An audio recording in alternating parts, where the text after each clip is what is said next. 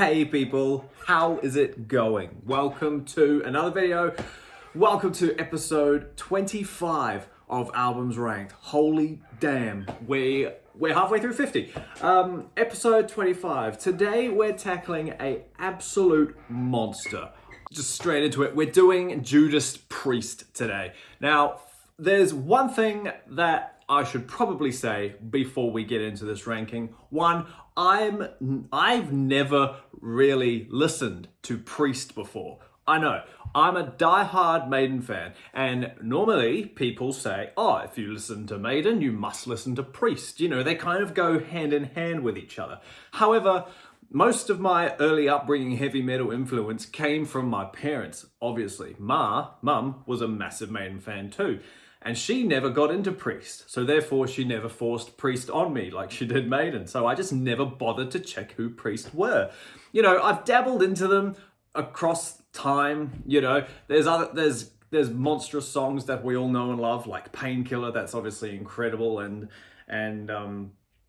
you know, it's probably because she hated the songs like Living After Midnight and she hated Breaking the Law, songs like that. And so I've only listen to them off and on. However, we did like Firepower. Firepower was a really cool album. But anyway, yeah, we're ranking Priest. We've got 18 albums.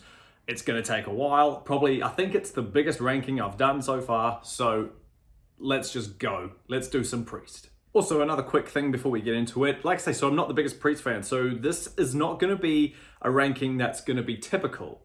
So a lot of cult classics are probably down the bottom and a lot of people's favorites won't be at the top. Just get ready for a bit of a controversial one. So the first album that we're going to talk about, album 18, weirdly enough, and if you know me, you know that this actually pains me to put it this low, but we're talking about the debut. We're putting Rock and Roller right at the bottom. I know, I love debut albums. I always reign them, you know, quite high above everything because it's where the band came from, it's who they were, the purest, whatever. However, Rock and Roller obviously is not really a heavy metal band, a heavy metal album, right? It's definitely a hard rock album, if you could call it that. I found Rock and Roller to be, obviously I had to give it the time of day, but you know, I gave it, how do you say this? I don't know. It's humble beginnings, isn't it? You know, it's just them being them, pretty much doing what they love at the time. But it's a very simple album. It kind of, you know, like I say, it's just a hard rock album. It's nothing amazing. So that's unfortunately why I had to put it this low. One for the Road and the title track, Rock and Roller, are still pretty cool. Like I say, there were some pretty cool songs on here, on this album. But I'm probably not going to go back onto this album again, like in the next 5 years, if that even. You know, I'll probably do it again just to see if it really is that bad. But I mean, yeah, for me, it's just a bit of an unexciting album and there's not a great deal to talk about. Run of the Mill was fun because it was slightly different. I do remember Run of the Mill being a bit different, but yeah, you know, it's just a simple there album, and unfortunately that's why it's at the bottom. Yeah. So quickly moving up, coming in at number 17 is Demolition. Now, this is probably the only part of the ranking that is expected. These Tim Ripper Owens albums, man. I was, like I say, not a Priest fan. I'm probably going to keep saying that a lot. So I was not exactly ready to get introduced to these Ripper Owens albums. And wow, what a change these albums were. But until we get talking about the other one, let's talk about Demolition. What in the world was Demolition? One of the more chaotic Priest albums, in my opinion. Like both of them are quite different in terms of song style, genre for a start. They're a lot heavier and they're a lot thrashier, probably to match Owens's voice.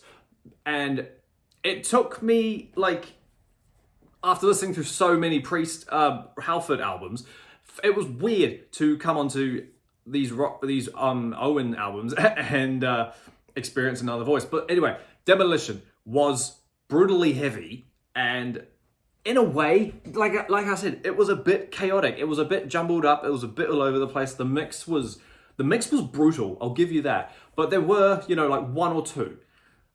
Hell Is Home was okay. It was bearable. I quite liked Jekyll and Hyde. That was cool. Bloodsuckers, I didn't mind Bloodsuckers, I won't lie. But like, yeah, Machine Man, most opening songs are pretty incredible. But yeah, it was just such a miss of an album. It was just, I don't know, like what year did it come out? 2001. So I can't even like blame the 90s for it. But like, I mean, it was just a wow of an album. Like oh my God, wow, not a wow. So yeah, I'm just gonna leave it there. Number 16, Demolition. And of course, the one that's predicted, of course, coming up next is Jugulator. Yeah, from 1997. So when we first heard that Jugular song coming off of Painkiller, right, the album, what a change. Jugulator was a cool song. I enjoyed this one just a fraction more because it just felt, the songs were catchier. Like I say, Tim Ripper Owens, whatever, he fitted this album a lot more than he did on Demolition, I think. Jugulator, Bloodstain, and Dead Meat, the first 3 songs, they're all pretty cool. Like, and it's pretty it's nothing hard to listen to. They're all like 5-10. The longest song on here is Burn in Hell, which is 6-7 minutes, and that was okay as well. But like Death Row, Bullet Train was cool too, and yeah, it just had a bunch more, not things to remember, but just songs that were a lot better than Demolition. If you compare these 2 terrible albums to Maiden's 2 terrible albums, X Factor and Virtual Eleven, those 2 albums are way better than these 2 worst albums. But yeah, again, a bit like Rock Roller, I'm probably not going to go back and listen to these albums again because I don't really want to, and I don't feel the need to. I'm happy that I listened to them and gave them the time of day, but yeah, they're just sitting at the end. Pretty much like at the end of everyone's albums, rankings. So yeah, number 16, I think, or 15. I've already lost count. Jugulator. Cool. So now this is where the ranking begins to take a turn. Number 15 for me is not Nostradamus. That comes a lot later. Number 15 for me is Stained Class. So this is what I mean when I say classics are probably going to be all over the show for this ranking. I found Stained Class to be pretty dull. I just didn't. It was fun, don't get me wrong. I got a kick out of listening to it, but obviously there is just, in my opinion, there is just so much more that's better for, Exciter, great opener, not gonna lie, good fun. I was already familiar with the song Better By You, Better Than Me. That's a cool song too. Stained Class, the title track, yeah, it's all right. Saints in Hell was good. Beyond the Realms of Death, with a name like that song has to be cool. And these songs are good, okay? I'm not saying these are bad albums. The ones we just passed by, they are bad. But from here on out, all these albums are fine. But the order might throw you off, okay? So, yeah. Stained Class, not my favorite, but like, obviously, huge step up from those 2 albums prior. So, yeah. That's all I can say about that one. Number 15, Stained Class. Number 14 is Killing Machine. Yeah, another cool album, another slower one. Well, I say slower, another simpler album, you could say, for me, okay? Still good fun. Like I say, they're all still good. They're all just good hard rock, heavy metal albums. That's the funny thing that I've learned about Priest. I knew they were a traditional hard rock, heavy metal band, but oh my God, did not realize that they would actually stick to that genre. Do you know what I mean? Like I did, but I didn't. It's funny. It's funny to actually have a band that has a career spanning like 50 years. It's a bit like Sabbath, really. They have no off branches in terms of like genre. Do you know what I mean? They are just, Judas Priest are just straight traditional heavy metal. There's no symphonic about them. You could argue that there's power metal about them and a tiny bit of synth on later albums, but other than that, it's just funny. They are just a straight up traditional heavy metal band. Anyway, Killing Machine, delivering the goods, Rock Forever, Evening Star. Side A is pretty damn good. All right, it's a good fun time. Killing Machine, the title track on side 2 was fun as well, but like I say, there's so much better stuff to come later. And that's probably why, I'm racing through these earlier albums just because, one, probably because everybody knows all these songs anyway. And 2, just because I'm more passionate about what comes later. So yeah, on that note, Killing Machine is going in at 14 and we're moving on. Number 13 is an album that people tend to actually put quite high. There's quite a cult following about it. I've heard. 13 is Sin and Sin. Sin After Sin, sorry. yeah, again, just there's much better stuff coming later. I'm just gonna keep saying that until we get there. But like on most of these albums, these albums still, for me, have good songs. Sinner, great song, good fun. Diamonds and Rust from the first album, they redid it again on this album. Obviously, it's a cover, and it's so much better on this album than it was on Rock and Roller. But like, you can tell by now that Priest are like, this is their third album, so they're like slowly coming into the sound, or like more so perfecting the sound that they become famous for. They do it really well, in my opinion, on the second album, and we'll talk about that when we get there. But on the third album, they kind of really hone in that that's what they're gonna sound like, you know? And that was apparent, and that's why Sin is, you know, probably made up this high, because it's like, okay, this is starting to sound familiar now. I've heard these tones before, these song structures. So yeah, Sin After Sin is definitely might not be a kicking the door down, but it's definitely opening the door to what, you know, they become. Diamonds and Rust, Starbreaker was cool. Raw Deal, I liked Raw Deal. Distant Aggression was fun as well, a nice quick one to end the album. But yeah, other than that though, you know, just another simple album, another simple hard rock album. Like I say, that's the album that pretty much hones in the Priest tone and Priest style. So yeah, it's fun. Number 13, Sin After Sin. This is gonna probably, is it gonna shock a few of you? I don't know, let's just get it out. Number 12 is Turbo. Yeah, coming off, I've put Turbo this low because of how synthy it is. I'm all for synth. I don't mind a bit of synth, but Turbo is a bit over the top. What year is it? Is it 86? I would not be surprised if it's 86. Of course it's 86. 86 was the year of synth. Well, it was for Maiden anyway, and Priest obviously jumped on board with that. The song Turbo Lover, I heard it on the radio ages ago, and I added it to my playlist, and I love Turbo Lover. It's a cool song, but in my opinion, that's got to be the best song on the album. I don't know, like, Locked In was okay, Private Property was all right, Parental Guidance, which was about the, controversy that heavy metal was doing at the time. It's okay, you know, Rock You Around the World, all right. Out in the Cold, I remember was being all right. Out of the Cold was cool. Wild Nights, Hot Nights and Crazy Days. Wild Nights, Hot and Crazy Days. It sounds like a Kiss song. Just a bit, you know, it's a bit of a party album, and that's probably why I've put it all the way down here. So yeah, like I say, the best song on this album is probably Turbo. Other than that, I'm not hurrying back to listen to Turbo, so got an itchy nose. Sorry about that. But yeah, number 12, Turbo. Okay, I'm probably gonna lose a few subscribers for this, but this is probably the generation gap talking, okay? Like I say, Ma never raised me on Priest. I was not around when these albums came out. The stuff I listen to is obviously a lot heavier than Priest, so to me, Priest are a bit of a simple band. So number 11 is British Steel, okay? Okay. Like I say, it's a fine album. No, listen. It's a fine album, okay? But my God, this is album 5 of Priest, and obviously Priest have become, you know, they're really honed in what they're doing now and what they sound like, and this is the album that blew them up. But it's probably, like I say, I just listen to so much more different stuff. Obviously, this album is now 40 years old, so it's a bit simple and it's a bit bland. Is it overrated? I don't think so, but you surely will understand why I like what I haven't talked about when I get there.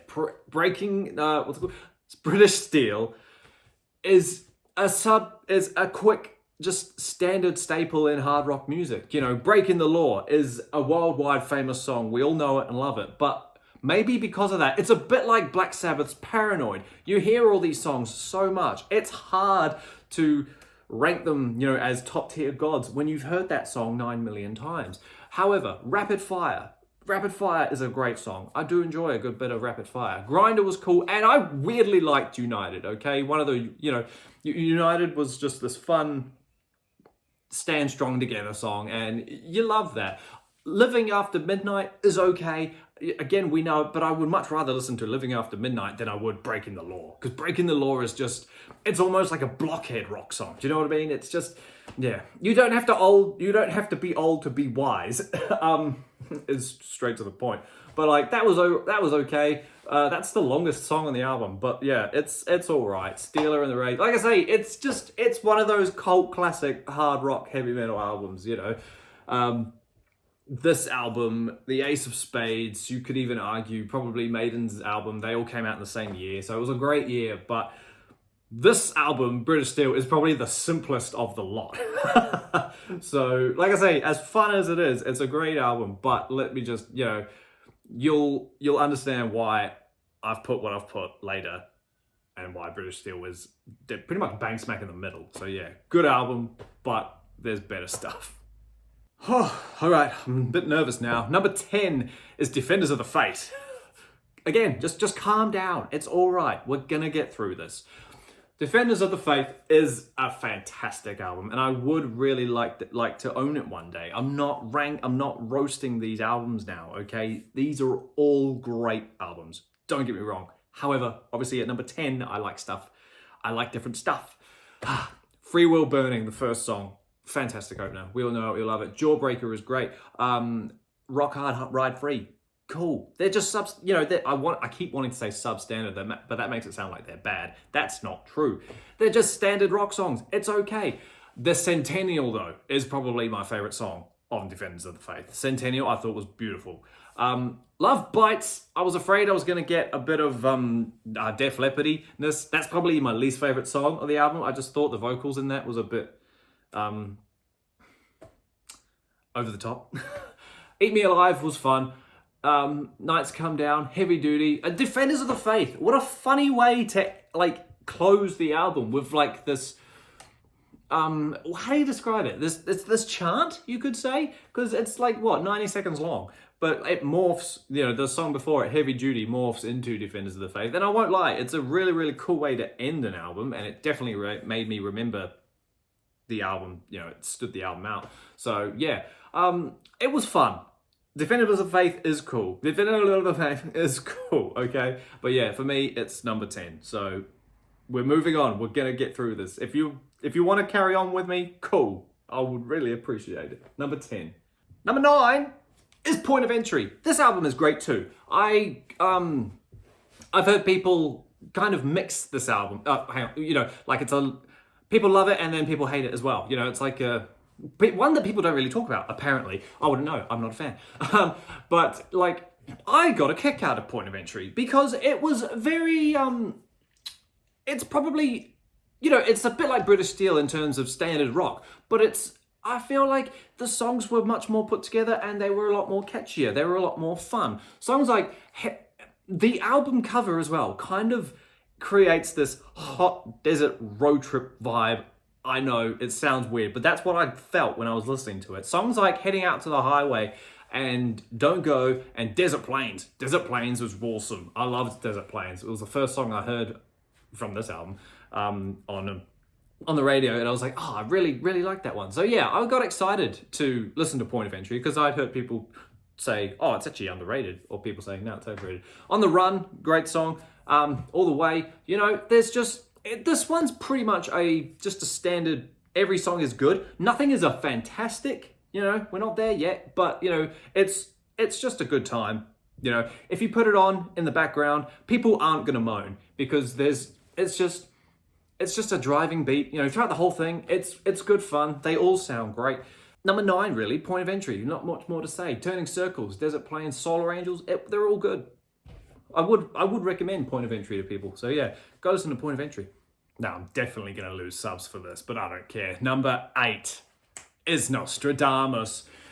People who, like, okay, everybody that I've watched rank Priest in hype of doing my own ranking for Priest has put this one either at the very, very, very, very bottom, like even below the Ripper Owens albums, or they put the Ripper Owens at the bottom and put Nostradamus, you know, straight after it. Not me.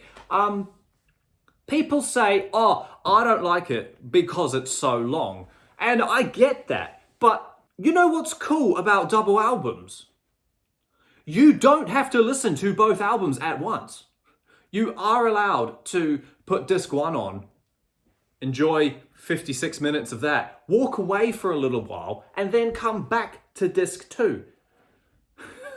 Even like, I get, especially with a double album like this, where the album's story is broken up. I understand like an album like The Book of Souls or, Senjutsu, where it's a double album with no like flowing stories and no actual breakup points. That I kind of get. But with ones like this, where it's like 2 definitive story chunks separated, it's like, just who cares if it's 2 hours? You don't have to listen to all of it at once, And that is much easier. It makes it much easier for me to listen to an album that's 2 hours long. And it's not even 2 hours long. It's an hour and a half. That's the same length of Senjutsu. That's the same length as The Wall. And people love that album. I don't.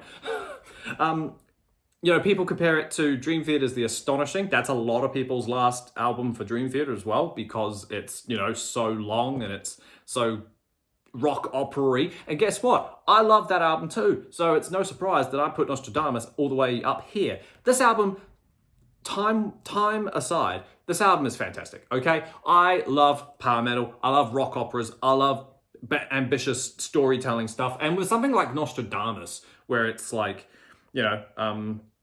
prophecies, future telling, and all that jazz. I think it's brilliant. It's like the definition of power metal, really. Dawn of Creation, Prophecy, and Awakening, the first 3 songs on the album, they're freaking great. I say Awakening's great. It's literally 53 seconds long. I get such a kick. I'm the complete opposite of most people. I get such a kick out of all these songs that are like, 50 seconds, 1:35.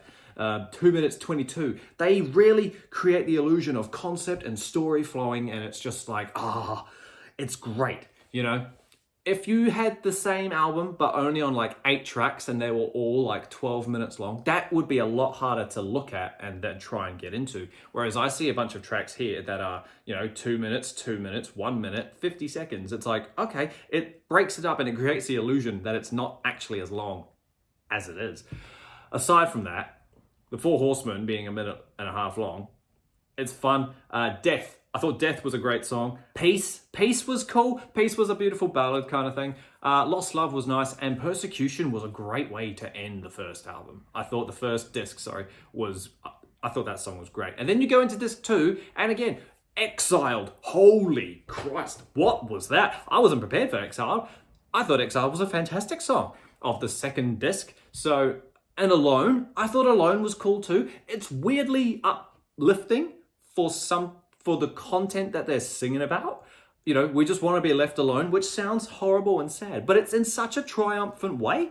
It was so bizarre.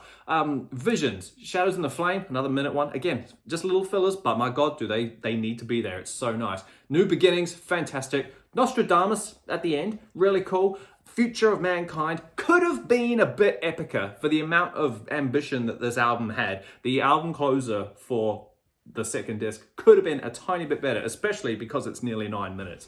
It was still cool, but it could have been so much more wow. But yeah, you could tell I'm a lot more passionate about this half of the albums than we have been before. But yeah, I love Nostradamus, and if I see it in the shop, I will buy it, and I'll put it in my car, and I will let it rotate. I think it's great. Number 8, Nostradamus. Number 7 is the comeback album, and that is Angel of Retribution. I thought this was great. Coming off that stupid monster that was Demolition, coming into Angel of Retribution, I thought was fantastic. With a song like Judas Rising, what a way to introduce, like, we've got Halford back. Judas rising, Judas Priest rising again from the grave, pretty much. And I just thought Judas Rising was a fantastic song, fantastic opener, but even, as a standalone song, it was so cool. Deal with the Devil, great. Revolution, awesome. Worth fighting for? Skippable. Wheels of Fire, stupid song, but I loved it. I thought Wheels of Fire was actually really, really cool. Eulogy, 2 minutes. Loch Ness, 13-minute epic closing. Fantastic. I thought it was great. Angel and Hellrider, they were all cool. This album is like 7 out of 10, 8, 7.5. I really loved Angel of Retribution. I thought it was a good time. And if you've only listened to the Priest catalog that they're famous for, all that 80s early stuff, please give these 2000 albums a bit of time of day. Obviously, these albums are the era that I'm around in, and these albums are better produced, obviously, and they just have that tiny bit more heavy and gritness to them, so you can surely you can understand why I'm ranking all this higher than Stained Class and Turbo and British Steel. Surely you can see where I'm coming from now. Power metal fan for sure, but my God, this is fantastic. I love it. But yeah, Angel of Retribution is a great album, and I would definitely recommend it to, Priest fans, not Priest fans. People trying to get into Priest, go backwards. No, don't go backwards. Obviously, go forwards. But yeah, anyway, I'm rambling. Number 7, Angel of Retribution. Number 6 is Redeemer of Souls. We got all 3,000 Priest albums in a row, just in a different order. Yeah, Redeemer of Souls. Again, just like Angel of Retribution, freaking cool. This album is fun and just another standard traditional heavy metal album, but with a huge, I was about to say with a bit more kick. No, it's got a massive more kick. Dragonaut, great song. Redeemer of Souls, so good. Great title track. I just love the vocals in that. Halls of Valhalla, fantastic. I just love it so much. The Sword of Damocles. I don't know how you say it. I can't remember.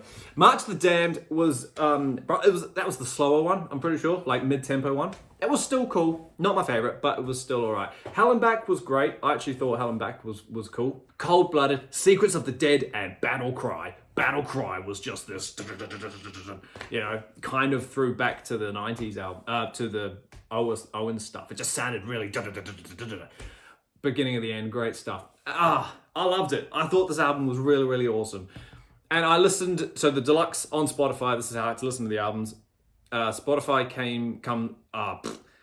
deluxe edition is on Spotify, and it has the 5-track EP attached to it. And that was fine too, just part of the album. I listened to it. I didn't need to, but it was cool. Standalone, it's pretty cute. But yeah, it's pretty awesome. I would highly, highly recommend Redeemer of Souls. It's so fun. Go listen to it.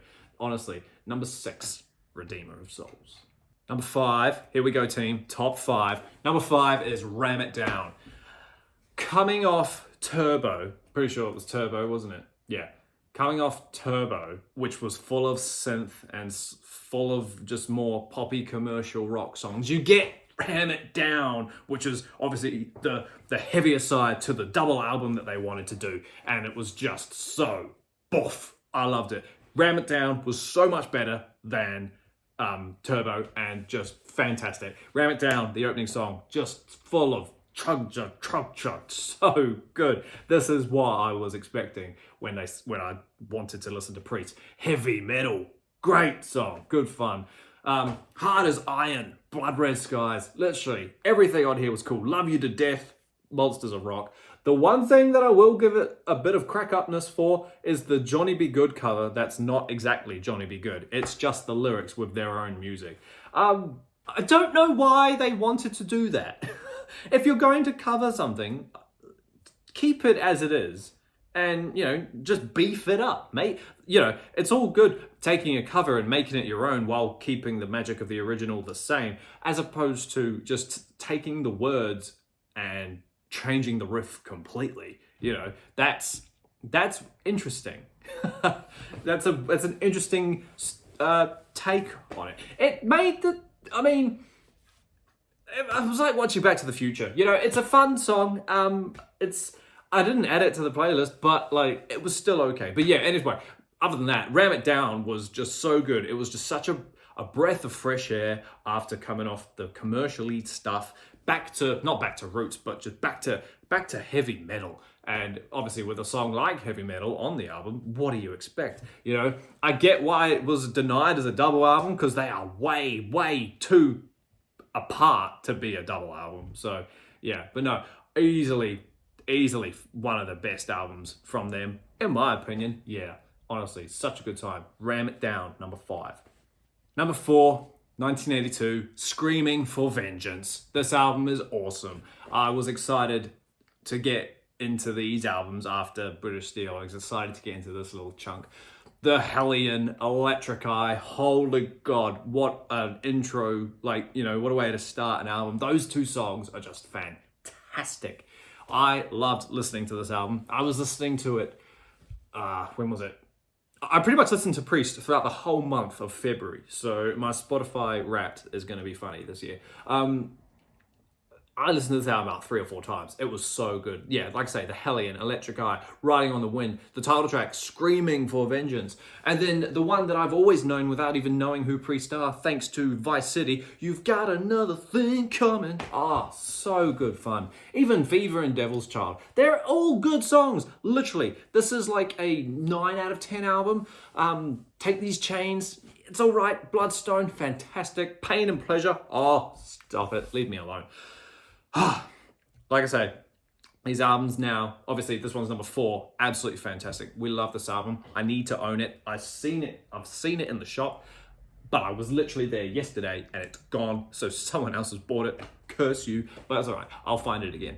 Screaming for Vengeance is a fantastic staple of hard rock heavy metal. It's a Priest staple, and you know, it deserves to be in everyone's top 5, even top 3s even. I have so much respect for Screaming for Vengeance. It's just fantastic. Bloodstones, Pain and Pleasure, Screaming for Vengeance. Just, I'm getting exhausted. I'm running out of breath. Honestly, it's so good. Number 4, Screaming for Vengeance. Number 3 is the album that I thought was going to be number 1. I already own it, so I was like, surely nothing's going to beat that. But I'm quite impressed what did beat it. But yeah, number 3 is the final Rob Halford album, you know, from the start, and that is Painkiller. Honestly, we all are familiar with the Painkiller song, right? And wow, what a staple of heavy metal that song is. That infamous drum intro that we all know and love. It's just chaotic. Even the song itself is chaotic. The guitar playing is chaotic. That's one thing I haven't mentioned. In the later half of the Priest career, the solos in their music is just insane. Probably starting with this album. Like it's ridiculous. I will say though, as much as we love the song Painkiller and as awesome as this album is, no song on Painkiller actually matches the chaos and metalness that Painkiller, the song, has. You have this mammoth song Painkiller, and then everything else will fall into the typical Priest style. Do you know what I mean? Painkiller is just such an out there song, and then everything else is just not, it doesn't match the energy. That's how you say it. But they're all still great. Hell Patrol is fun. I love Hell Patrol. I think it's cool. The Hell Patrol. All Guns Blazing. Fantastic song. I heard Sabaton cover that, and they did it with Halford. So good. That one is amazing. Leather Rebel, Metal Meltdown, honestly, such a good time. But my favorite one, other than Painkiller, is probably Nightcrawler. I love the vocal melody in Nightcrawler. So good. Between the Hammer and the Anvil, a touch of evil. Literally, it's a 9 out of 10 album. It's so good. And like I say, I thought it was going to be number 1, but it's only number 3. So it's awesome. It's so cool. I love this. I was looking for this album for a long time. I have it on CD, and I was finally stoked to get it onto an LP. So yeah, number 3, Painkiller. If you haven't heard anything else off the Painkiller album except Painkiller, go listen to the album. It's pretty good. But yeah, don't expect any other song to match the same energy that is the song Painkiller. Other than that though, great album. Number 3. Number 2, we're nearly there, team. We're doing great. Number 2 is number two is the latest release, Firepower, from 2018. Yeah, I didn't want to put this one so high, but I had to. I listened to this album when it first came out, and just, oh my God, who knew that Priest could put out such an incredible album so late into their career? Honest to God. The song, Firepower, just fantastic. The band sound on form. They sound the best that they've sounded. Just, my God. I first heard Firepower because of Mum, of all things. Lightning Strike was on the radio, and she was like, what is this? And I was like, that sounds like Priest. And she's like, no way. So we looked it up, and it was Priest. And then from that point on, this album became a favorite of mine. I don't own it on anything. It's on CD in the local shop, but I don't want it on CD. I want it on LP. So I've got to go out and find that somewhere. But yeah, Firepower, Lightning Strike. Those two are just, fast-paced, in-your-face songs. And then you've got Evil Never Dies, which is sort of, is it mid-tempo? evil. Nah, it's more faster. And then you get Never the Heroes. That's the mid-tempo one. Never the Heroes. Ah, it's such an anthem. It's such an anthem. It's a stadium song. It's a stadium album, honestly. Necromancer's fun. Children of the Sun. So, so good. Even the later half of the album, Rising from Ruins, Flamethrower, Sea of Red. Honestly, it's a fantastic album. It is an hour long, so take some time off to do it. But, you know, they're all just standard rock songs, and they all sound fantastic. The longest song on here is Trader's Gate, and that's nearly 6 minutes. But still, it's so, so worth going to listen to it. It's amazing. Yeah, Firepower, number 2. And so we come to the end. Number 1, which I'm actually surprised is number 1. I can't believe that something so far back at the start of their career is my number 1 pick. But I think it has to be. What's cool about ranking ranking bands that I don't really listen to, music I've never heard before, I'll be like, I really like this album. And then I'll go look for it and see if it's online at local shops. I'll see if it's if local shops literally physically down the road. And weirdly enough, the one I picked at number 1 is available. So I bought it yesterday. Ladies and gentlemen, number 1 is easily Sad Wings of Destiny. Purely because the difference from Rock and Roller to this. Remember when I talked about Sin After Sin being like the ultimate staple of like the Priest sound, or like, you know, the first initial glimpse of what Priest is going to sound like or whatever? I heard it on here as well. But because it was the second album coming straight out of the just pretty much blues hard rock that was Rock and Roller, hearing Sad Wings of Destiny, I was blown away. I felt this epic, I don't know, it was just such the biggest jump from musical change I think I've ever heard. It was just fantastic. I love it. Victims of Change, Ripper, the song Ripper. We all know it, we all love it, but my God, Ripper was just a fantastic song about, obviously we know who it's about, Dreamer Deceiver. I loved Dreamer Deceiver. That was such a nice song. And then followed by Deceiver as well, just another, just so, so cool. Tyrant, Genocide, it's fantastic. Epitaph, sounding different on there, but still really, really good. Honestly, Sad Wings of Destiny. Look at the album cover as well. What a step up from the stupid Rock and Roller, bottle cap. Even the remake of Rock and Roller looked weird. This album, it's just great. I think it's fantastic. I'm so happy that this one was available. I swear. I didn't just make this number 1 because I own it. I own it because I have it at number 1. I love this album so much. I'm probably going to go play it after this ranking. Honestly, it's just great. Number 1, hands down, easily, Sad Wings of Destiny. Awesome as team. Thank you so much for hanging out with me while I sit here and go through the biggest ranking that I've yet to do. I've already got my next band in mind, and I'm probably going to start them today. So keep an eye out for that. Let's hope it doesn't take as long. It's a bit of a long one, but it's less than 18, so who knows how long it'll take. But yeah, let me know down below your favorite Priest album. Are you shocked at my lowness for British Steel? Tell me why Stained Class needs to go higher. Tell me why Firepower is actually overrated. Get the conversation going. This is what we like to do. Hit that subscribe button because you know you want to. You know you want to. It's itchy, I know, but it's there. Like it, all that fun stuff. What else? Like I say, just thanks a lot for hanging out. I love talking about rankings. They're great fun. I could watch them for hours. Maybe you could too. Hang out for the next one. I promise it won't take long to get out. But until that happens, team, stay inside, stay safe, wash your hands, listen to metal, and I'll see you all in the next video. See you.